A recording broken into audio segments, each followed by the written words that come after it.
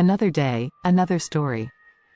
The idea that the universe has no end depends on what you mean by end, whether you're asking about its physical boundaries, its lifespan, or its expansion. Welcome to Tabo Eminent Channel. 1. Does the universe have a physical edge? Observable universe. There is a limit to what we can see, about 46.5 billion light-years in every direction, because light has only had so long to travel since the Big Bang. But this doesn't mean the universe ends there, it just means we can't see beyond that. Infinite versus finite universe. If the universe is truly infinite, it has no edge. However, if it is finite but unbounded, like the surface of a sphere in higher dimensions, then you could theoretically travel forever without hitting an end. 2. Will the universe exist forever? The universe is expanding, and that expansion is accelerating due to dark energy. Big freeze, heat death. If expansion continues indefinitely, galaxies will drift apart, stars will burn out, and eventually, everything will cool to near absolute zero. Big rip. If dark energy keeps accelerating expansion, it might eventually tear apart galaxies, stars, and even atoms. Big crunch. If gravity somehow overcomes expansion, the universe could collapse back in on itself. Big bounce. Some theories suggest a cycle of expansion and contraction, meaning the universe could end and then begin again. The endless voyage. A journey to the universe's edge aboard the starship Eternus, Captain Elias Cade and his crew had set out on the most daring mission in human history, to find the edge of the universe. Armed with technology capable of faster-than-light travel and deep space sensors beyond anything ever built, they pursued a question that had haunted civilizations for millennia. Does the universe truly have an end?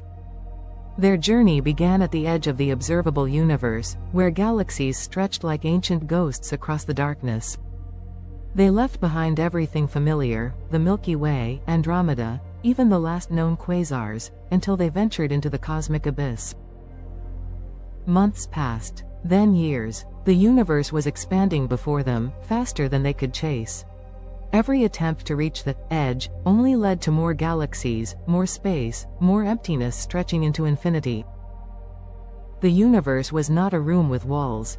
It was an ocean with no shore. It was an ocean with no shore. Their instruments picked up a faint distortion, something they had never seen before. A cosmic mirage? Or had they truly reached the end? Elias Cade ordered the ship forward. As Eternus breached the ripple, everything around them dissolved into a blinding light. And then, nothing, no stars, no darkness, just silence. Had they gone beyond the universe? Or had they stepped into something even greater, another universe, another reality? The Voyager's paradox, the Eternus was gone. Or perhaps it had never truly been. When Captain Elias Cade opened his eyes, he expected to see the vast darkness of space, the blinking lights of his control panel, or even the worried faces of his crew. But instead, he stood in a place that defied all logic. The air, if it could even be called that, hummed with an eerie resonance, like the distant echo of a song sung by the universe itself. He turned, expecting to see his ship, his crew, his reality. Instead, figures emerged from the glowing mist. They were humanoid in form but flickered like they were made of cosmic dust, as if they were woven from the very fabric of space-time. One stepped forward. "Welcome, Elias Cade. We have been waiting for you." The architects of infinity. The being's voice was not spoken but placed directly into Elias's mind, like a thought that had always been there. "Where am I?" Elias asked. "You have reached the threshold," the figure replied. "The place where all things begin and end." Elias's mind raced. Was this the boundary of the universe? The ultimate horizon? He had spent his life chasing the edge of the cosmos, but what if the universe had no true boundary, only transitions? "Are you gods?" he asked. The figures exchanged glances, as if amused. "We are the architects. We do not rule the universe. We simply maintain the order of its infinite cycles." Infinite cycles? The architect gestured, and suddenly, Elias saw it. The vast stretch of the cosmos folded before him like a book turning its pages. Universes were born and died in an endless loop, each Big Bang giving way to a big crunch, only to be reborn in a new cosmic dawn. The universe does not end, Captain Cade, the architect continued. It only transforms. What you perceive as an edge is merely the doorway to something greater. His entire life, he had believed in limits, edges, borders, destinations. The choice the architects turned their gaze toward him. You stand at the precipice of knowledge few have ever reached. You may return to your world, and your story will end there. Or, you may step forward, beyond the veil, and become part of the next great cycle. Elias looked at the shimmering horizon, where reality itself seemed to break apart and reform in endless waves. To step forward meant abandoning everything he knew. But to go back?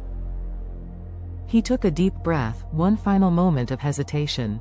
Then he stepped forward, and as he crossed the threshold, the universe folded into itself, rewriting his existence. For Elias Cade, the universe had no end. The cycle fractured. The architect regarded him with something that almost resembled curiosity. You altered the echo, the being said, its voice vibrating through space itself. No cycle has ever left a mark before. But yours did. He saw his crew, their faces lost in the brilliance of rebirth. He saw infinite universes blooming from the remnants of the last. And yet, one thing remained, a scar. A fracture in the cycle where something had changed. Where a message had been sent. His message. The architect tilted its head. Elias took a step forward, and the universe rippled. So what happens now? He asked. The architect did not answer. Instead, it turned, gesturing toward a horizon Elias hadn't noticed before. And there, at the edge of infinity, stood something impossible. The Eternus, not lost, not destroyed, waiting, a ship caught between endings and beginnings, a ship that remembered. The choice beyond time. Elias felt the weight of the decision settle upon him. The architects had given him a place beyond the cycle, a place among them. But they had also left him something else. A door, a way back. He could return to Eternus, to his crew, to a universe that should no longer exist. He could break the pattern completely, forge a future that had never been written.